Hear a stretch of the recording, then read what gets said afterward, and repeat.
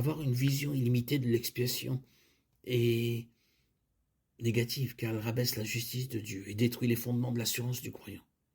Un aspect important de l'assurance du croyant est que Dieu est juste et qu'il ne punira pas et ne peut pas punir le péché deux fois.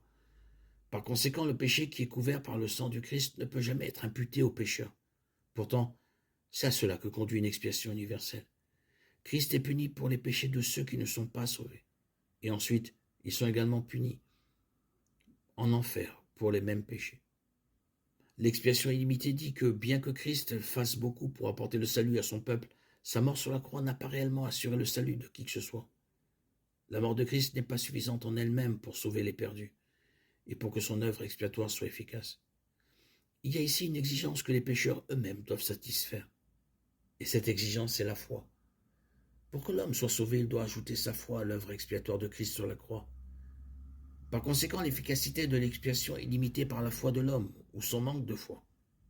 D'un autre côté, l'expiation limitée croit que la mort et la résurrection de Christ assurent réellement le salut de son peuple. Bien que Dieu exige la foi de son peuple, la mort de Christ a même payé pour le péché de notre incrédulité et par conséquent, sa mort répond à toute l'exigence de notre salut et fournit tout ce qui est nécessaire pour assurer le salut du peuple de Dieu, y compris la foi pour croire. C'est là le véritable amour inconditionnel. Un salut qui est par la grâce seule, en Christ seul. Le Christ